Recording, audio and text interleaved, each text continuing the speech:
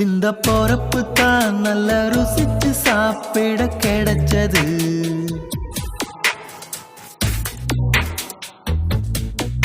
அத நினைச்சுத்தான் மன உலகம் முழுவதும் பறக்குது.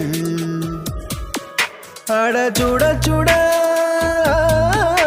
அட சுட சுட அந்த மதுர மல்லிப்பூ இட்லியே